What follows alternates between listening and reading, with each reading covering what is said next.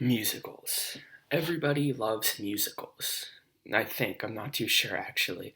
I only checked with 12-year-old girls and people going to New York for the first time. Apparently, whoever made Zoe's extraordinary playlist used the same poll I did and said to his friend, "Hey, when you're watching a show and then there's like one episode where they all start singing and dancing, we should totally make that into a whole show." And then the other person went, "I don't know, Bill, seems like a bad idea." And then they did it anyway. So that's why we have Zoe's playlist. Well, originally writing this script, I thought I was going to go episode by episode to explain everything. I realized I forgot a lot of what happens, so I'll just discuss each aspect of the show as I go through the plot, because I don't care enough to watch it again. And if you don't want me to spoil the show, it sucks. Alright, that's the end of the no spoiler review. Click off if for some reason you care that Zoe's musical is being spoiled. So episode 1 starts off with Zoe being woken up by loud music, which apparently has been playing all night. Then she gets ready for her day as a coder.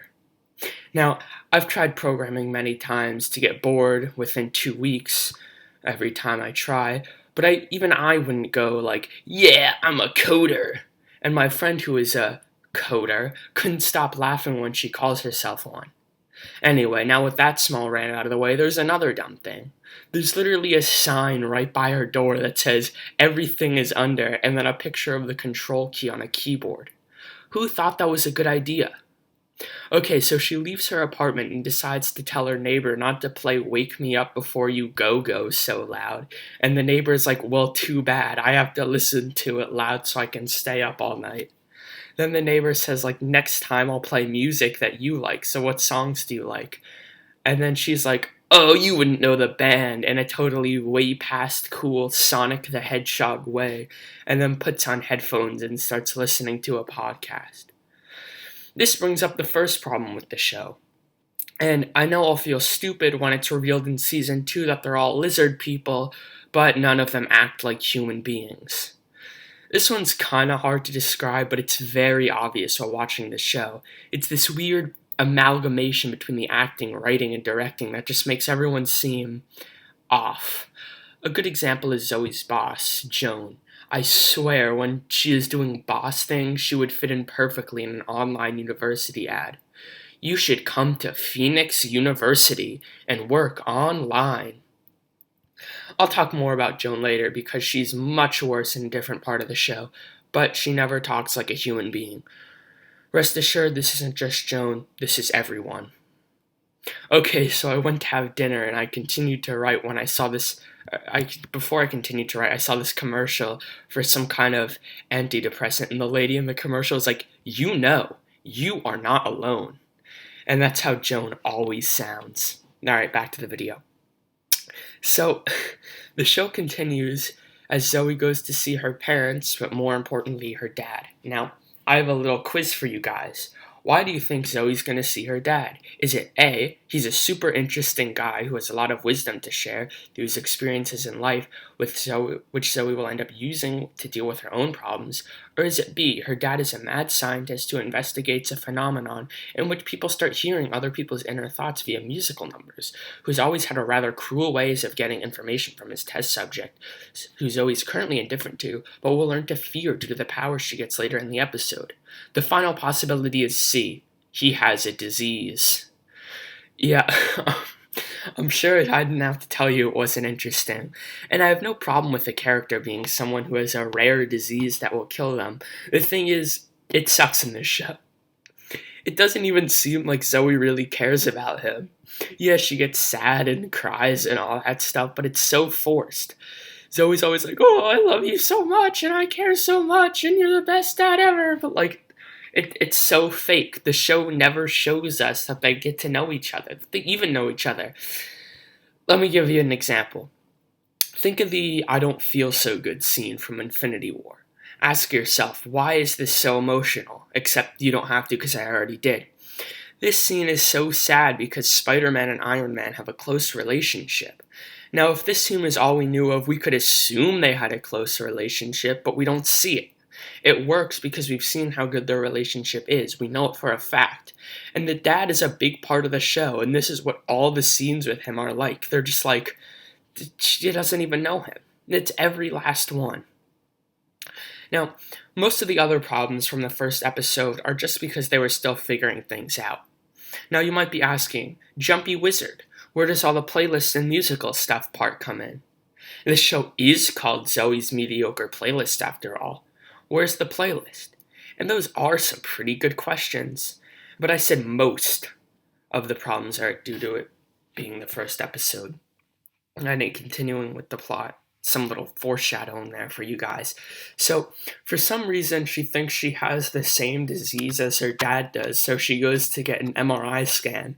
And they don't show the results of what her brain looks like, so I'm just going to assume there's nothing there. So, it plays out in a really dumb way, and I'm not sure, but I think her mom was like, Zoey, get an MRI scan today, and then she just walks in the same day and gets it. What did she say? Hey, can I get an MRI scan? And the doctor's like, yeah, whatever, as long as I can play music. So, she gets the MRI scan, and the doctor plays It's the End of the World as We Know It, which is a pretty good song, but I don't know what they were thinking. Like, hey, Susan, I have a really good idea for a song. My name's Emma. Yeah, whatever. When Zoey gets schizophrenia from the MRI machine, we should play It's the End of the World as We Know It. Todd, have you heard of subtlety? Shut up, Susan. It's a good idea. But see, it's worse than you think, because the reason why the MRI machine messed up was because of an earthquake. Just do me a quick favor and look up the lyrics to the song. Anyway, that happens, and now she can hear people's thoughts in songs. So she goes outside, and people start singing Help by the Beatles. And now, we have the worst part of the show. I don't know much about good singing. Usually I just say singing is good if it isn't obnoxious. Seeing the theater kids sing Dear Evan Hansen songs physically hurts me, because I know they all think they're good. But I'm not saying the singing is bad. It's cringy. I get secondhand embarrassment, and it's just super hard to watch. When there's a singing scene, I'm either dying of laughter or I have to look away. I don't think they're ever good. Maybe one of them is good because it deviated from the usual sad song or quote-unquote love song. But other than that, I hated all of them. And it's not like I don't like the songs themselves, as literally the first two songs I mentioned I like. It's the performances, the lack of subtlety, the very idea of them breaking out into the songs in these intense situations. And maybe it's unfair that I'm criticizing a musical for people breaking out into song, but it just doesn't match the tone of the show. I mentioned earlier that the show's a drama. Hell, one of the main plot points is that Zoey's a homewrecker. Yes, you heard me right. Zoey's the reason why an engaged couple break up, and after this they all dance to I Don't Care, I Love It. It's ridiculous. On a kind of related note, did anyone watching this video watch Avatar? It's a great show, right? Now, if you remember the last Agni Kai between Zuko and Azula, it's pretty dramatic. Especially at the end when Azula loses and she starts crying. Yeah, well now imagine that scene, but after she starts crying, she sings When You Have a Bad Day. I was writing as I was laughing at that because it was so ridiculous. This is what 99% of all the song scenes feel like in Zoey's extraordinary 8th grade girl's fantasy. And lucky for you, I remember watching them, and I'll tell you about them. So Zoey uses her newfound powers to hit on a guy she likes by hearing him sing All Around Me Are Familiar Faces. Her amazing flirting skills extend to small talk like, why are you so depressed? And what happened to your father? Apparently Simon, the guy she likes, had a dad who committed suicide. And to be fair, this isn't his whole character, which I actually like. I mean, it is a good percentage of it, but he does have some character, which I can appreciate. So, she goes to talk to him about it, and although they just met, she immediately gives middle schooler levels of mental health advice, saying things like, it's okay, you'll get through this. See, if I were him, I'd be totally creeped out, but he's into it. He likes the fact that she somehow figures out his dad died, and they become friends. Now, I'm not a super big socializer, but at least I know you don't go greet yourself by going, hi, I'm Jumpy Wizard. My dad went to go get milk 8 years ago and never came back. That's dumb. I'd sound like an idiot. So then Zoey finds out he's engaged, gets promoted, and takes her dad out boating. So that's the first episode and already has a number of problems. Let's see if the second episode is any better. The second episode starts off by Jane Levy realizing she's never slept before and doesn't know what it looks like, so she decides to get out of bed. But, oh no, there's music and it's too loud. She goes to her neighbor's house because they became friends in the first episode and I couldn't be bothered to mention it. Zoey goes to her house and he's like, hey, you know a lot about music. Turns out I have powers. And Mo, the neighbor, is just like, lol, okay, and believes her. 2 seconds ago, she was yelling at her because she was playing music too loud. If I was the neighbor, I would think it was an epic prank. Anyway, Zoey goes over and goes, I hear voices in my head. And the neighbor's like, yeah, okay. So that happens, then Zoey goes to work and she realizes that she sucks at being boss. And I'd usually accept this because new responsibilities can be a good source of internal conflict, but I'm sure at this point you can guess that the show messes it up. See, Zoey doesn't actually do anything at boss. As boss, I can't speak. Sorry, all my one viewers.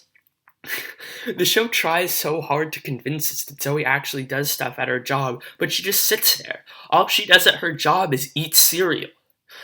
The only source of stress that comes from her job is accidentally putting in too much milk. And this is the main conflict of the episode. It's so bad I skipped out on episodes 3 and 4.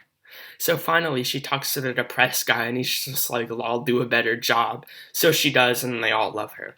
Meanwhile, she's concerned that her dad is too horny. I'm not kidding. That is the B plot of an episode. This is a mainstream, CBS show? I'm not sure. This is a mainstream show. I don't know what they were thinking. But anyway, she hears him sing Moon Dance, so she goes to her neighbor's house to ask her what it means. Then the neighbor tells her that the song means that he wants to have sex. Even writing that out feels gross. I feel gross right now, and that was in the script. This isn't in the script. I still feel gross saying that because it's just such a gross concept. Why would anyone be concerned that their 60-year-old parents don't have sex? Why would anyone think about their parents having sex in the first place? It's nasty. I don't want to think about that. And if Zoey just went, ew, that's gross, it'd be strange that they put it in the episode, but she doesn't. She goes to tell her mom. She's like, hey mom, I think dad wants to have sex with you. Thankfully, the madness ends when the mom tells her that it's gross and the dad just likes the song. But come on, why would the writers put that in the show? They could have had Zoey hear another song from the dad that doesn't lead the main character to literally tell her mom that she needs to have more sex. And it's like they really wanted to use this subplot. They shouldn't have followed through. They should have saved it for later to teach Zoey not to be so nosy and annoying. Oh yeah, that's a huge problem with the show. Zoey is so nosy. She never steps back and thinks, maybe I shouldn't tell my parents that they need to have more sex, and I should just chill out for a second. It's dumb. First she meets some random guy and asks him about his dead dad. Then she does this to her parents, and it doesn't stop. She does this so often throughout the show, and people don't mind. They open up to her immediately. It's like in Sims 4 where you spam compliments, and then after 20 minutes the other sim wants to move in with you. And this is why Zoey is such an annoying character. For some reason you decide to watch, you will not like her. It's impossible. Liking Zoey is more difficult than playing Daggerfall, where all 3 of your primary skills are language skills. But finally, the episode ends, and I skipped episodes 3 and 4 because, quite frankly, I don't care. So we start off the same way we usually do. Zoey wakes up, Zoey goes to work, and I don't know how I remembered the first 2 episodes so clearly. The rest of the show to me is this mishmash of dumb side plots. From here on out, I'm just going to go side plot by side plot, and occasionally they'll come together. It'll just be like Sonic Adventure, except every second is a funny cutscene. I guess now we'll see which one's the worst. So about 5 minutes of consideration, I figured I'd go best to worst. So who's ready to talk about the first Max subplot? And there's a second one that I didn't bother to mention because nothing really happens. He just gets a new job. So, who is Max? What does he do? Those are some pretty good questions, and it depends. Max is always a dumb friend, and he's almost a good character. The writers were so close yet so far. And I don't want to call him the show's lightning in a bottle because that would mean he's a good character, so let's just say he's this show's water in a bottle, which, considering the writer's intelligence, is a pretty big feat. His subplot is that he decides Zoey is annoying, already off to a great start. Basically, he has a crush on Zoey and tells her, and she's like, yeah, whatever. So he gets kind of mad, though, but he accepts it. But then he hears her sing about how the only reason she doesn't like him is because he's not hot enough. Finally, he gets a new job, even though Zoey tries to stop him, so he never talks to her again. Sounds pretty good on paper. It really shows how Zoey makes mistakes and that her actions have consequences.